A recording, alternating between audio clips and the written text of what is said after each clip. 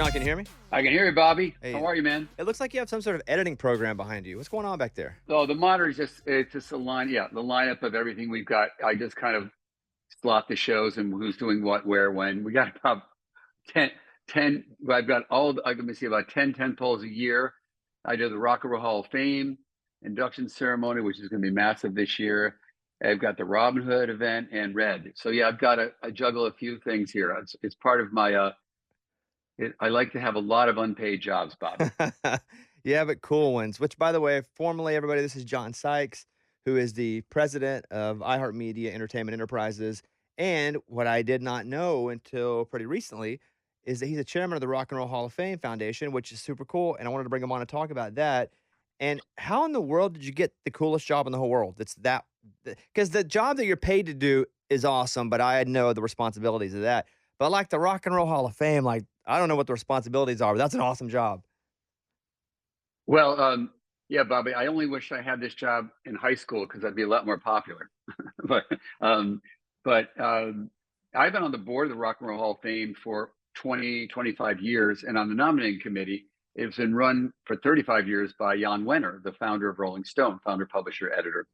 And about 4 years ago, he gave it up, and I was nominated and voted in to run the hall, to run the foundation.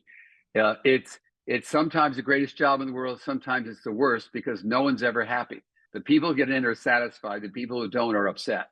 So it's kind of like the Country Music Hall of Fame, Cooperstown, the Baseball Hall of Fame.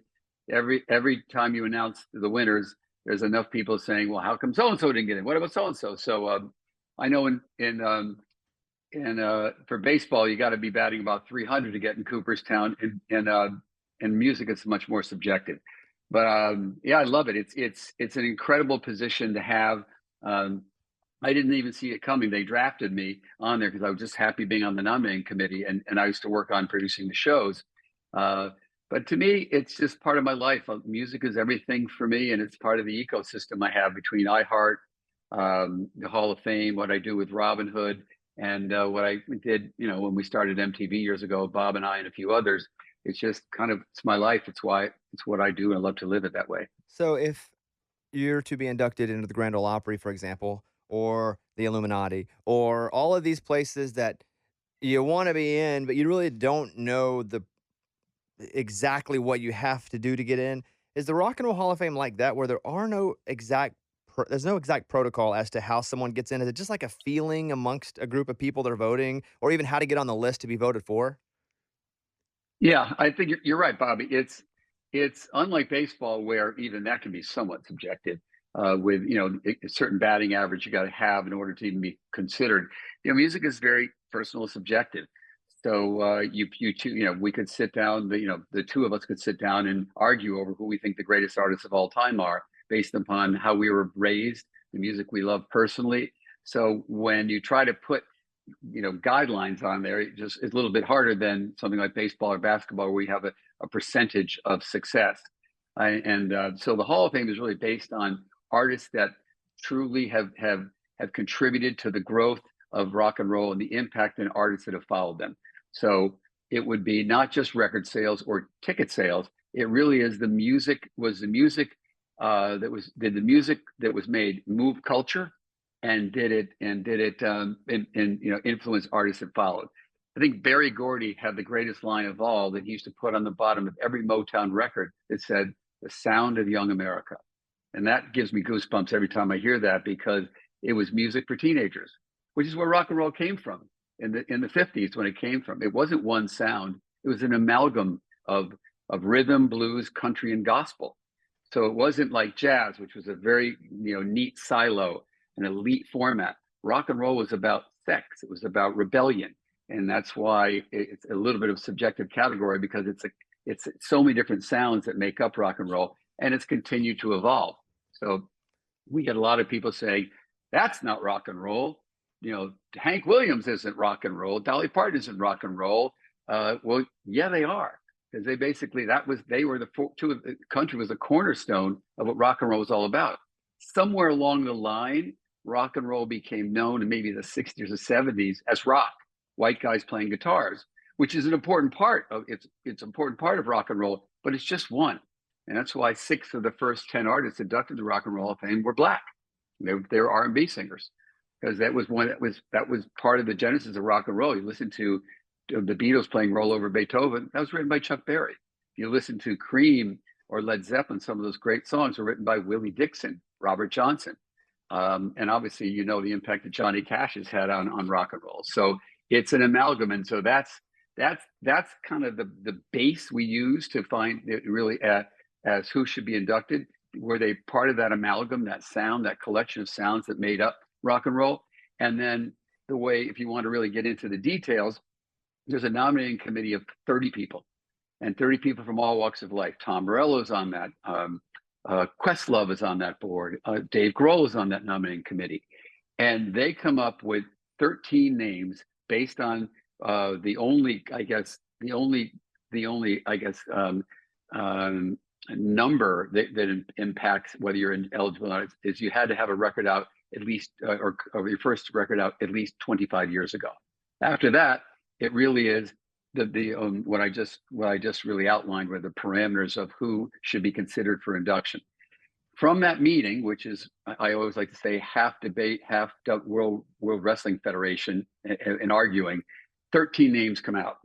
Then those 13 names, Bobby, go to a larger voting group of about 1,200, made up probably half of former inductees and others from music experts, label, current artists, reviewers, radio programmers, and they vote on which of the 13 nominees will get one of the 6 or 7 coveted slots for performers.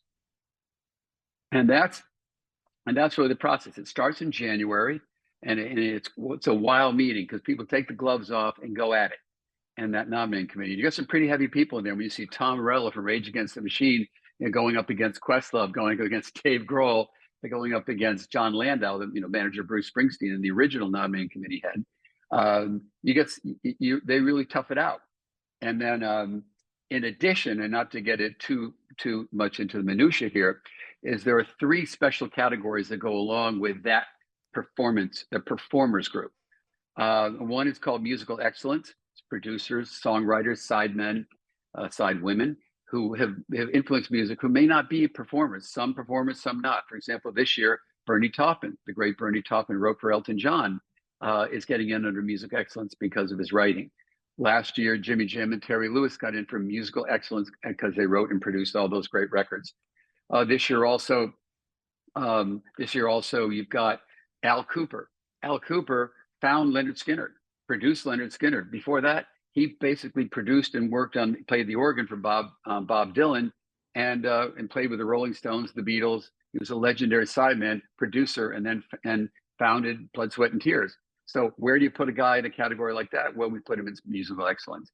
And sometimes, if an artist like LL Cool J, in this year, in the case of Shaka Khan, had gotten on the ballot, the nominating ballot, many, many times, Bobby, but haven't been voted in by the general voting group, then our special committee, which is a smaller group, will put them in under musical excellence. And finally, the third category is the Ahmet Ertegun Award, which is named after Ahmet Ertegun, legendary head of Atlantic Records, founder of everyone from Led Zeppelin, Aretha Franklin, the Rolling Stones, amazing record executive. And that's for a non-performer. So in the past, Bill Graham has gotten that award. David Geffen has gotten that award. Mo Austin, the legendary record labels. Last year it was Jimmy Iovine who's produced, Bruce Springsteen. This year it's going to be Don Cornelius, who founded Soul Train, Rhythm and Blues. And so that's a tough one because every executive in the business wants that one. That's a coveted slot. You bring up something interesting when you have humans defining art. And usually, when you go, hey, is this rock and roll? This happens in country music. Is this country music? And people are like, well, that's not rock. That's not country. But mostly I see that people just hold steadfast to the idea that the type of music that was popular when they were in their formidable years is only the definition of that type of music. In country music, I get it all the time. Now, I've been lucky enough to work in pop, in hip hop, in alternative, in country.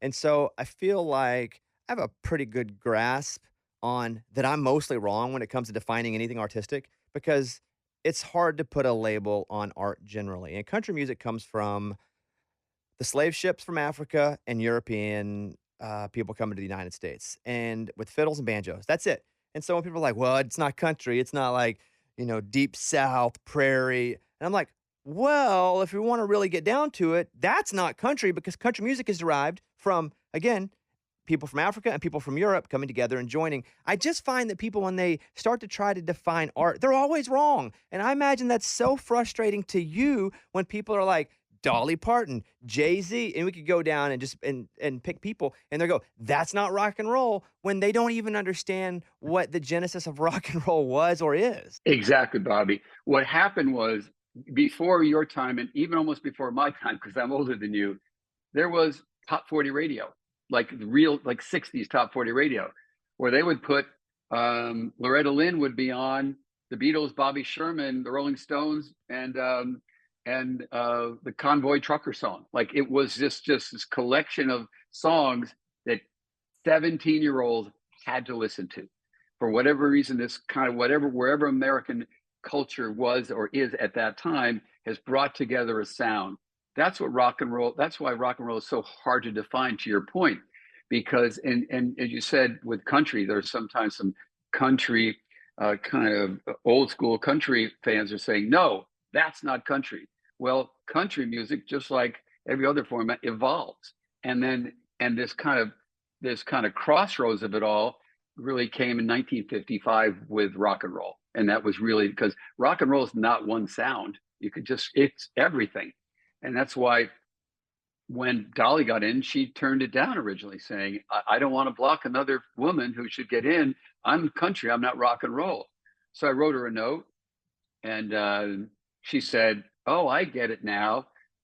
You, the answer is still no, but you ought to do a better job telling people who you are."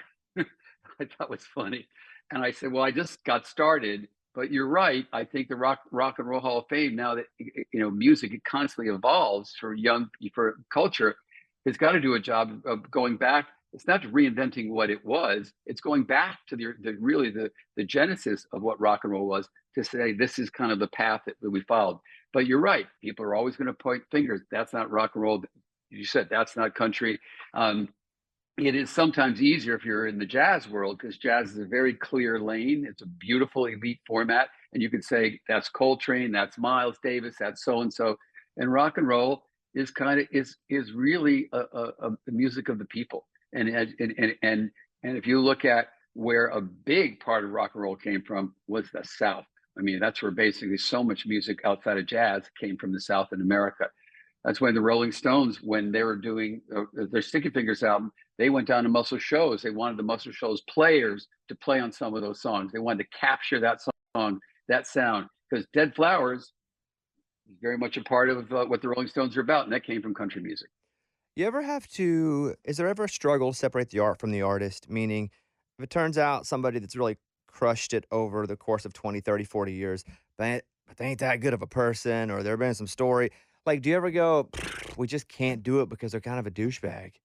Well, that we the answer is no. We actually are blind to, as you would say, the douchebag filter, and that we it really is based on who they are. And by the way, some of the rock and roll artists were bad boys and bad girls, and they broke some rules, and that's kind of why we liked them growing up, because we could live vicariously through their music. I mean, Keith Richards, he did every drug under the sun. I didn't, but boy, I love that guy. I just live vicariously through Keith Richards. To me, Street Fighting Man, that was my escape from my small town. What can a poor boy do? It's singing a rock and roll band. So there are some of the art, and some people have been inducted. Maybe one or two have said, "Screw you! I'm not going to be in this place. You waited too long. I'm not coming." Now, out of almost 380 inductees, I think one or two, or maybe a handful, I think, haven't. But for the most part, we're blind to that. It really is. Did their music move culture? More importantly, did their music move youth culture? And I go back to I go back to those early Motown records, which is basically, did they create the sound of young America? Rage Against the Machine's up this year. I was a big Rage fan. I mean, massive. But there was always a battle what we're gonna come out to at football games because I was a massive Rage fan, and it was either that or Tupac, and it was always so then it was just every other week. but love Rage Against the Machine, and you mentioned that one of the members, one of the selecting members is, yeah, one of the members of Rage. Now, does he have to leave the room whenever you guys talk about Rage? He like Dave Grohl, who was also a member of the nominating committee before his band was nominated. They sit patiently in the room, and it's interesting because some of these nominating committee members are so tough. They don't fold. They don't fold easily. So even if the artist is 2 feet away from them, that artist may not get the votes. That's how tough this room is. I feel very strange being a music fan that I am, to just sit next to Dave Grohl and not nominate him the first time. Now, in his defense, he was nominated first ballot. He wasn't Rage. Rage. Foos were not eligible until 2 years ago, and they got in. Rage has been, and it took a few years. And Tom sat there very, very, very quietly, but he has contributed so much to the Hall of Fame, because early on there was a criticism of the Hall that it was too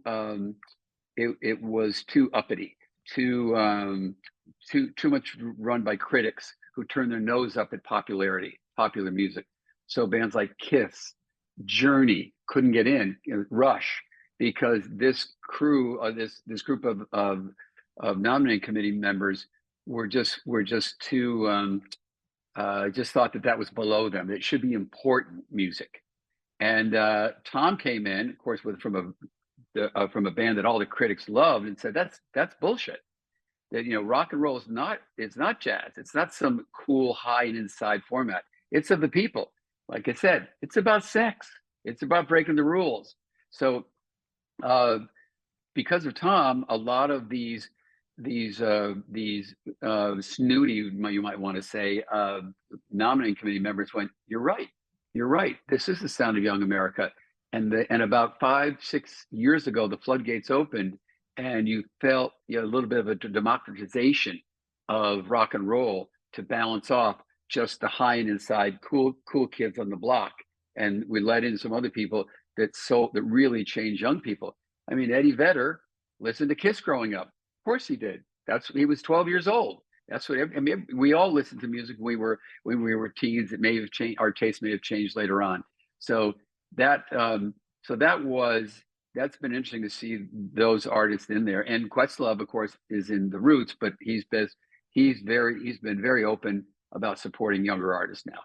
Willie Nelson's up this year as well, which is super cool. And what is that dynamic like with folks in the room? Again, from all walks of life, and then Willie Nelson comes up as a guy who you have to suggest to be on the ballot and then actually makes it. But when someone like Willie pops up that's super country, or Missy Elliott that is hip hop, is that a different conversation than someone who was pretty down the middle, like as a pop art, like a Sheryl Crow, for example? That feels like that would be easier for everyone to understand.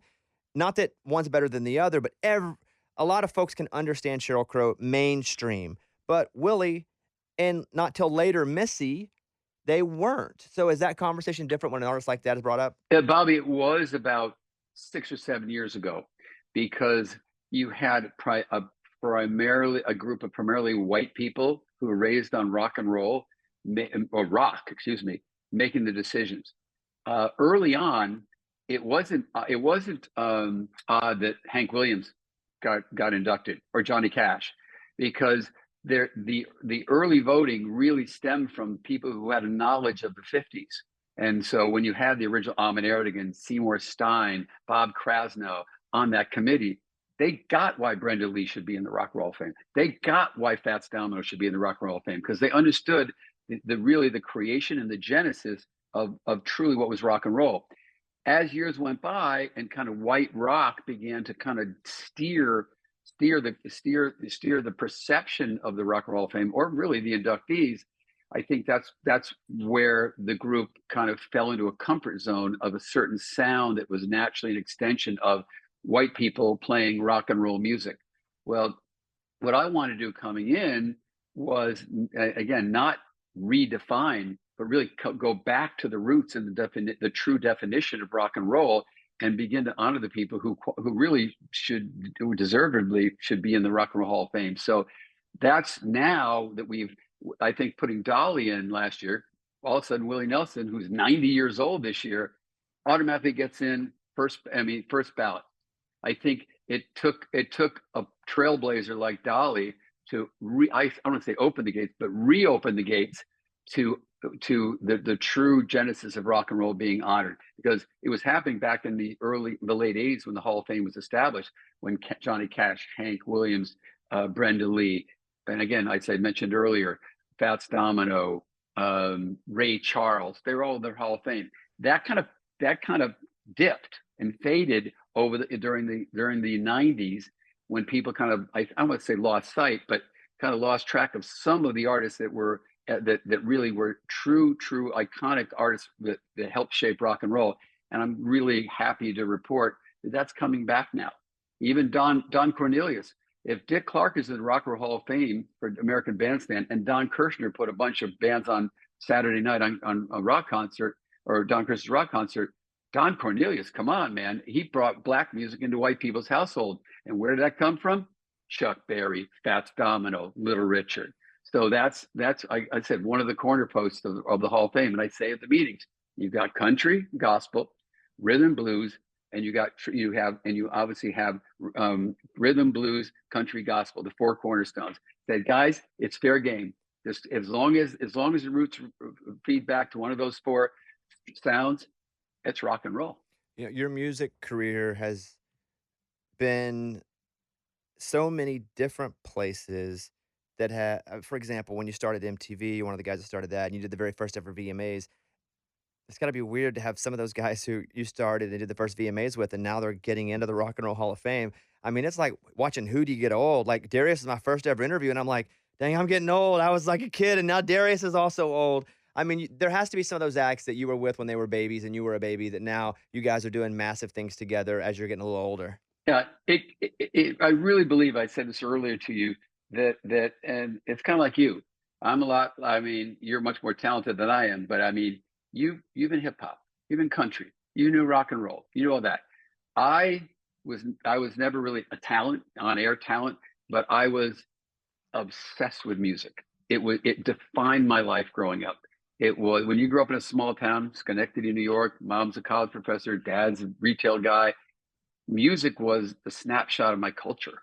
And Bob Dylan told me about politics.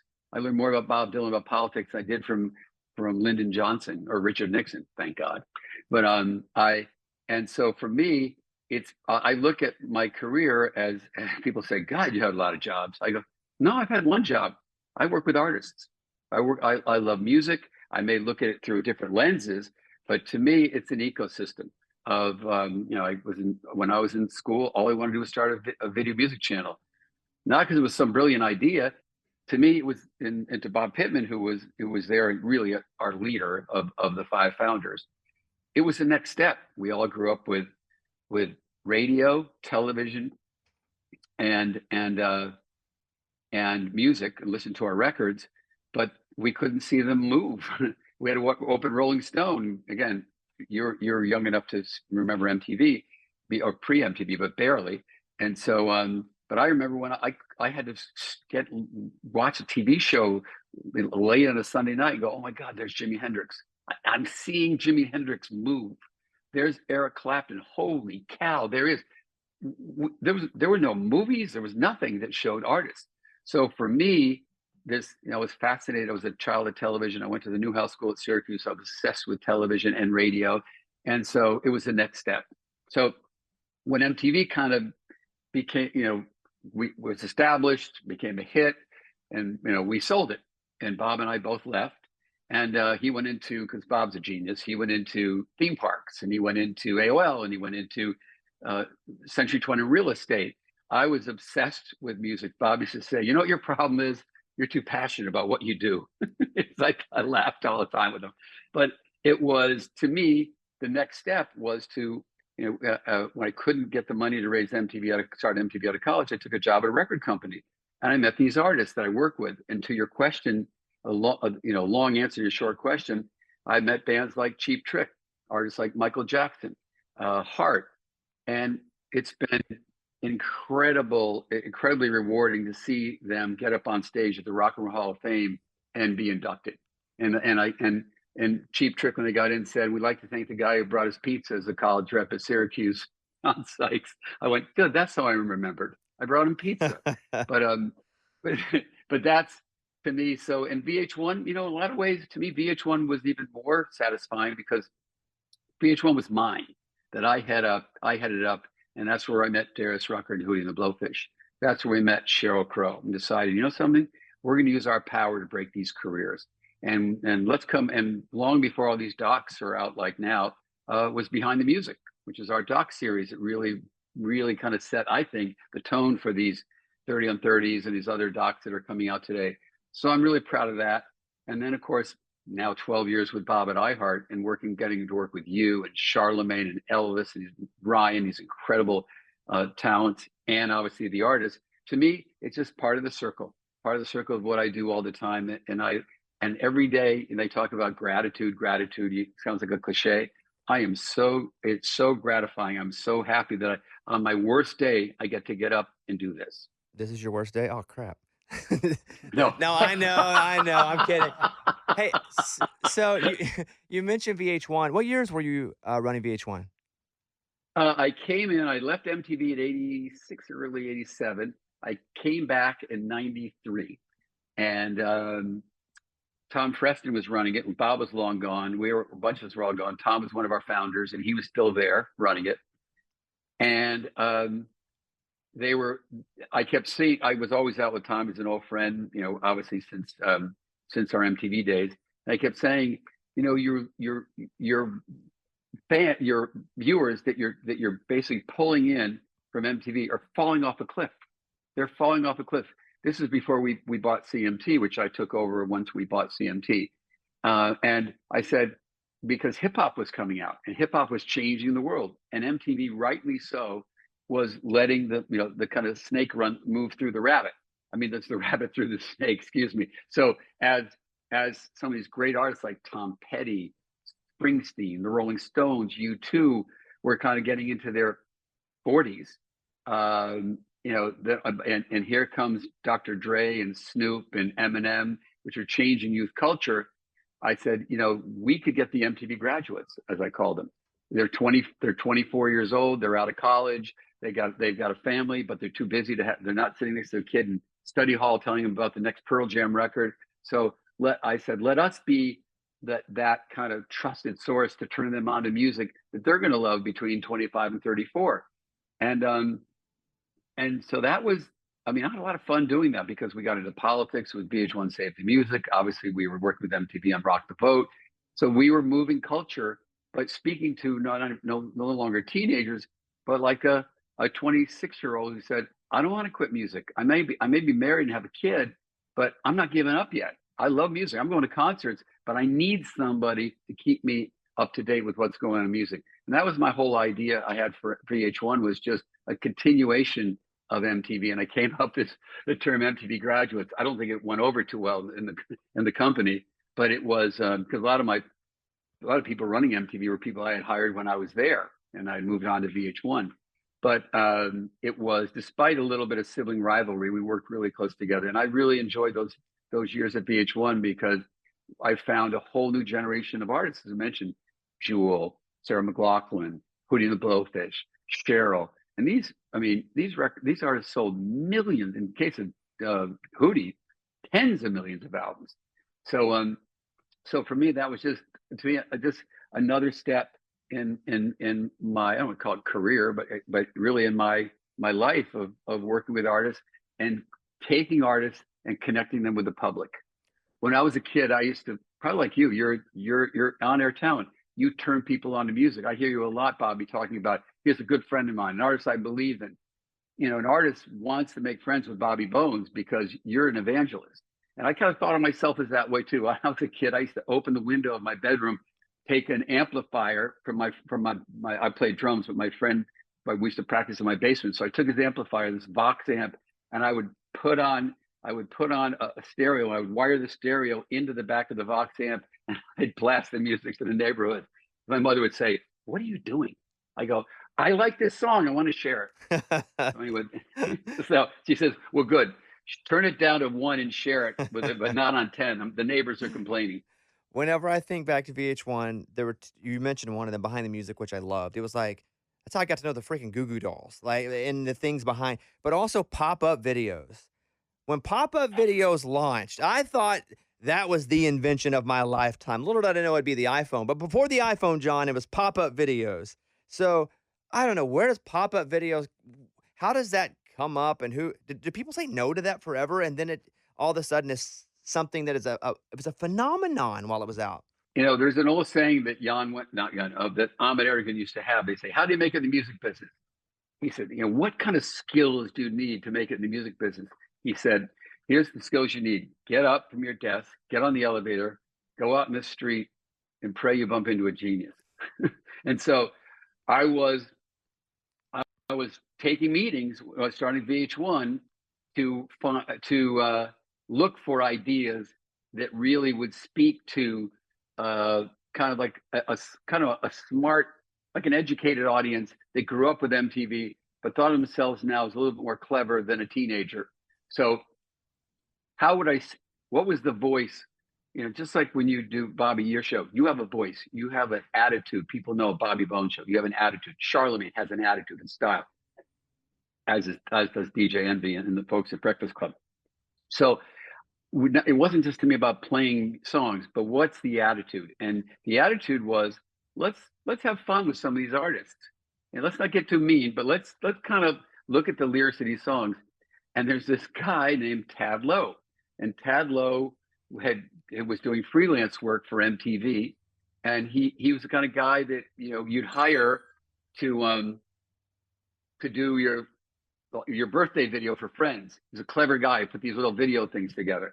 So when I got to VH1, he called me and said, "Hey, I'm the guy who did that birthday video for you." I go, "Yeah, yeah. Well, what's up?" And he said, "I got some ideas." So he came in, and one of them was pop-up video, and I said, "It's a little bit of biting the hand that feeds you, because it's got a little bit of sarcasm." But I said, since the artists are the blood that runs through our veins, Ted, you can't be that mean, but have a little fun. And that's what happened in pop-up video. Boy, did that pop! That was but that helped define the kind of like the brand image for VH1 of just being more than a video jukebox. They really, because so we were telling these stories on Behind the Music, like you said, whether you like the music of DJ the Milli Vanilli or Goo Goo Dolls, Madonna or U2 or Shania Twain, it was the story that captured you.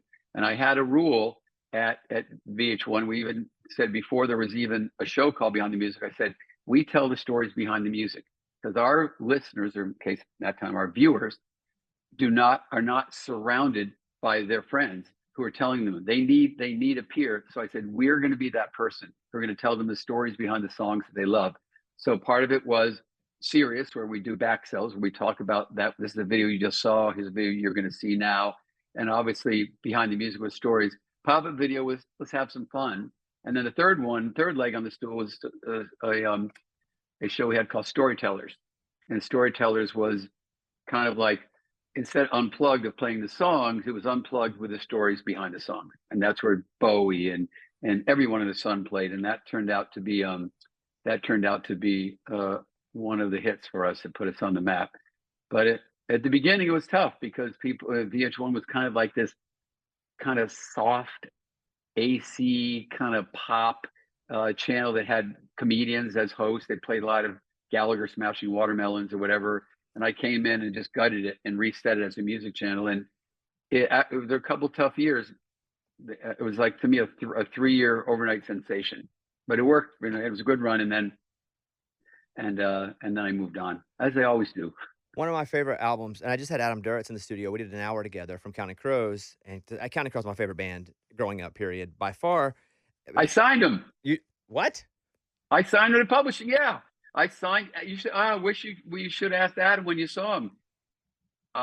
So go on. I'll tell my story Okay. later. Tell me about Adam. I was just gonna say I had him in, and he was excellent and was so generous. And Adam, I'd never met him before, and it's always when you meet kind of your musical heroes, I'm always still a little nervous that I'm gonna like him less. I never want to like him less. I always want to leave the same way when I went in. I loved Adam. I thought he was great. Thought he was so generous with his time and his answers. And I was talking to him about the album that really in college I listened to more than anything else, and it was a Storytellers album. It was Counting Crows Across a Live Wire, and when you talk about storytellers, one of those CDs in the 2 CD, Counting Crows album was a VH1 Storytellers, and so I didn't know you signed to Adam, so how did you meet him? I was when after I left MTV, I was kicking around looking. I was 29, and we had made our money there, which wasn't a lot of money looking back. At the time, I thought it was a lot of money, but didn't know what I was going to do next. So I kind of tried being an agent, music agent for a while.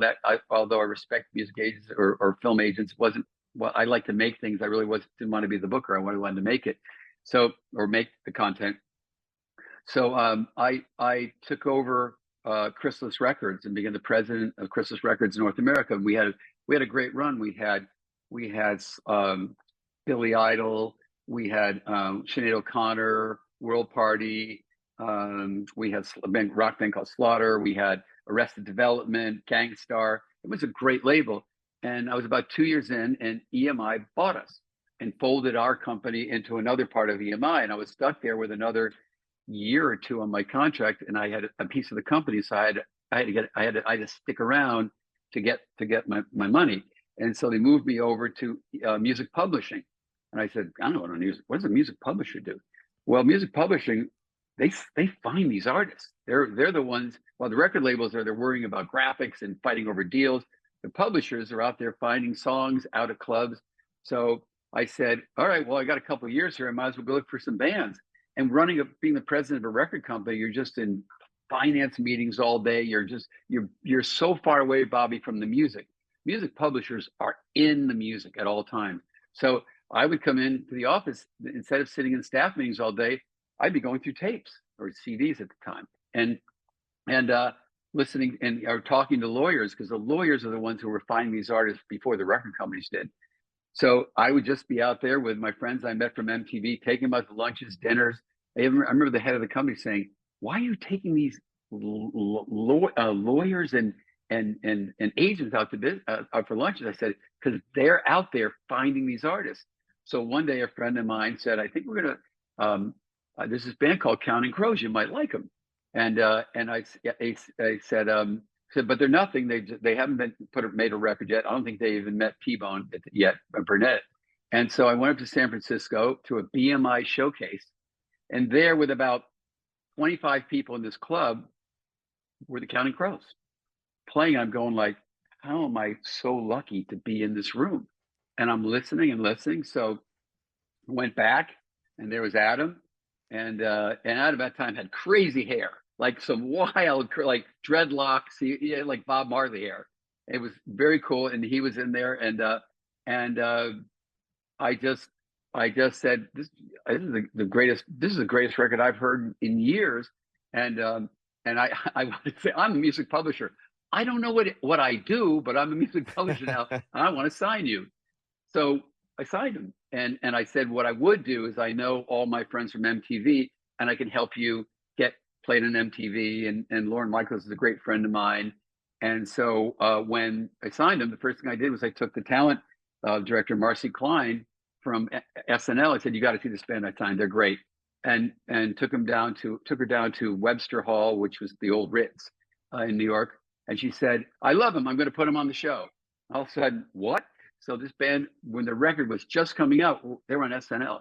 And of course, went back to my friends at MTV, and I promoted them to get them on MTV. And I said, wow, this is kind of fun in music publishing. You get to find bands and then promote them. And something that you can't do at a record company because you're too busy going through the paperwork and the red tape. And another band I signed was called Stone Temple Pilots, who sold 7 million records.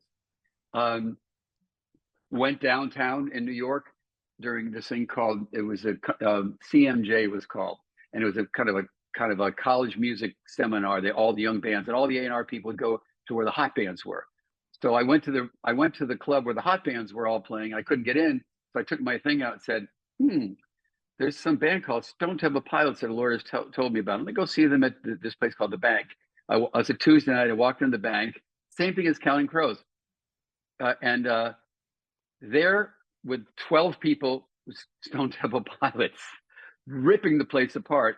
And all I could think of was that Ahmet Erdogan line is pray you bump into a genius. And those are two cases where literally by chance I ran into two great artists and signed them, and we become lifelong friends. And then I leave the EMI and EMI Music Publishing, where I signed them, and went over to VH1. And what were the first two videos I put on? Stone Temple Pilots and Counting Crows. So to me, it's part of again that ecosystem where if you just hang around the hoop and be on the court and be playing, you're going to be able to touch every aspect of the way fans connect with their artists. And that's where I think I've been lucky to live in that little cyclone or that sweet spot. Man, I just have a couple more questions. I know we've done almost 45 minutes already, but when you talk about STP from back in the day, like Scott Weiland, walking into hearing a young Scott Weiland sing, I mean, was it undeniable? Now it's undeniable because Stone Temple Pilots were so good, so big.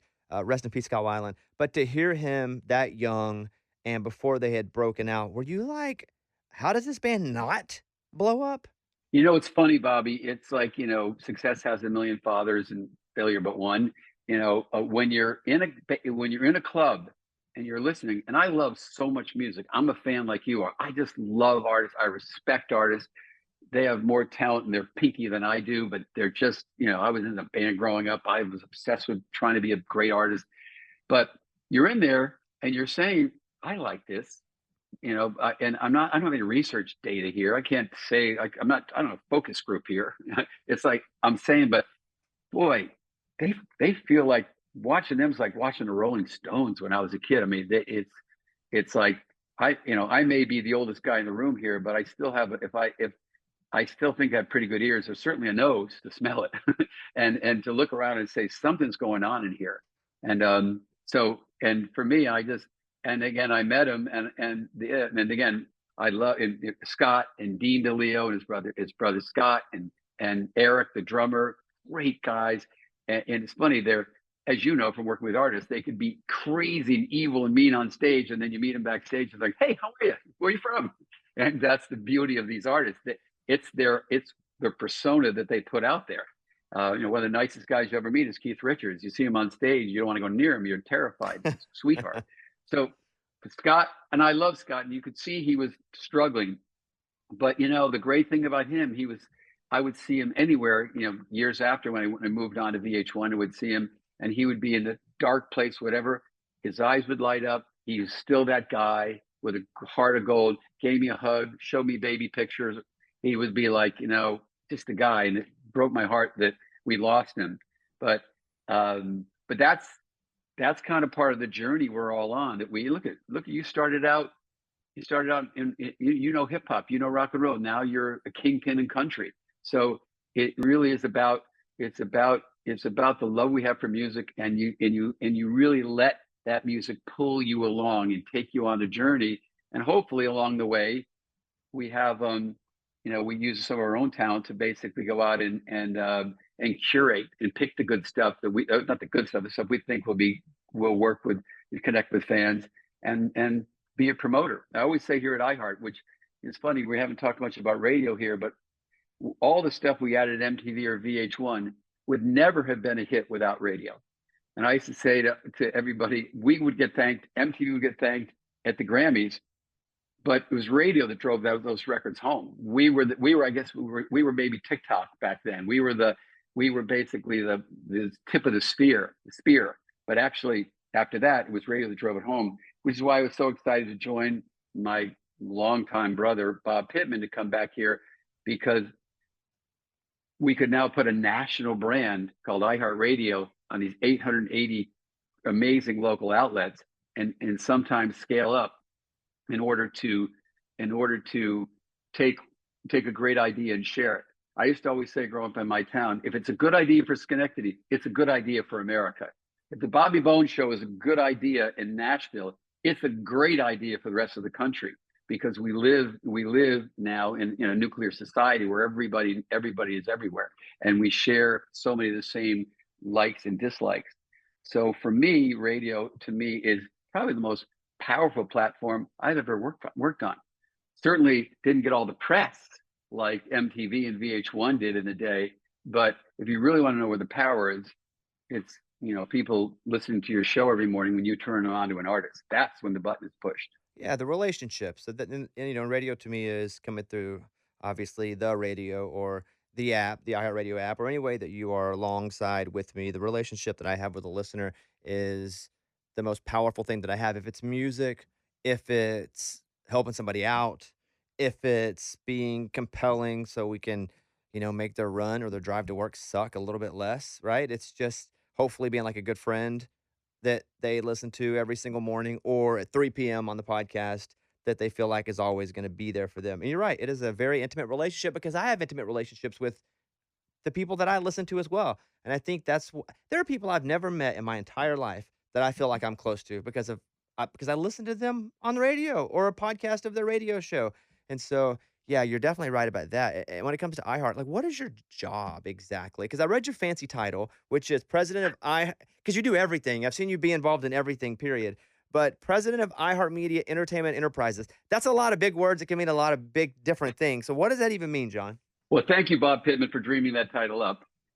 Um, it when I was about to go and do yet another startup in 2010, and I had left Viacom. I'm one of the only people not to be fired, but I probably would have been fired because they fire everybody eventually there.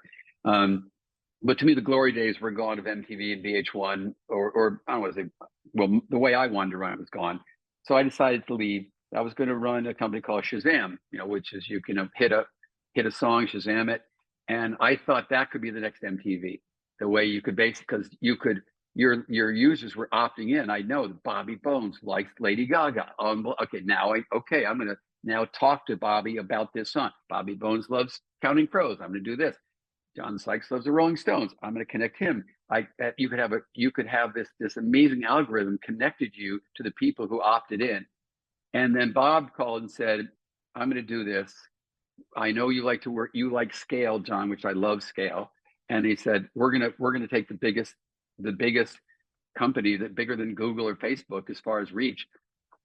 And I want you to be I kind of want you to be a partner on it. And I said, well, I'm not that really good at running a radio station. I haven't run one since college, and I'm not really interested in running one station in one market. I've been trained over the years for MTV and VH1 everything to talk to the country, and that's hard because hard in this world of narrowcasting to talk to the country. But I like the idea of amplifying a great idea and making it better.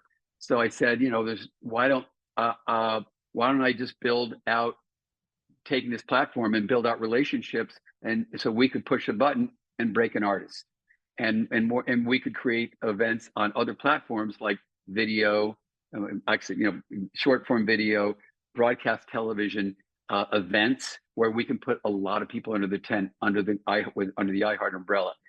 And it started as that, and then Bob put me with Tom Pullman as a partner to, Tom runs programming for the stations, to look for the right artists and help to break them and help to put together actually marketing packages, which is what I did at MTV all the years to try to break artists. And so part of my time, Tom and I are working on finding the right artists, breaking them nationally, using these powerful turbines of radio to break them. And the other half of my time, looking for new places to put all our shows, our award shows on Fox. We're about to put Jingle Ball to another a huge broadcast network. Our festival is going to go on one of the big streamers. So I look for partners that we can basically take to amplify the iHeartRadio brand. And then I also deal with the advertisers with Verizon, Discovery, and Warner's I always say to them, don't just run a commercial. Have Bobby Bones or Elvis or Ryan talk with their team about this movie that's about to come out, about this product, this new phone, and humanize it. To your point, Bobby, about being the trusted companion, and not to lie or be in any way facetious, but if they do believe in the product and they are connected with it, talk about it. What better way? I mean, television, you have to buy a 30-second spot. It's one and done, and you're gone. This is the time where you could actually have this person who you're sitting in the car with, stuck in traffic for 45 minutes, saying, it's unbelievable. There's this new movie called Elvis. You might think of Elvis as some old fat lounge singer from Vegas. He was like the Clash. He was a punk artist in '59. He upset parents. He upset, and you tell that story, and the advertisers go, "I see. Radio can do something that no one else can do." So I kind of go. Bob kind of lets me go wherever I want to go here, and I've never had more. I have never stayed in the job this long, 12 years. But it is, and if I find a right television opportunity, with I remember I think we talked 2 years ago with the Masked Singer that was coming out, and you went on to do Idol, and I had nothing to do with Idol. I was jealous. I wish I had, but I mean, it's something that's your take. And we just put the Breakfast Club on BET. That's something I always figured like that should be. I fought. I was tried so hard. I wanted you to go on CMT, and they all the good. I don't say the good people, but no, the people who were really great at CMT left, and they kind of put it all in one umbrella, and they didn't see the power of Bobby Bones. And that could have been great for CMT. So I think so. That's kind of that's another one of my long answers to your short question of what do you do. It's kind of like every day. Every day is a blank slate for me. But at the end of the day, I just I have an agreement with Bob and Rich that I'd say, is it still working? And they go, still working. I go, good. I'll hang up. It's still working.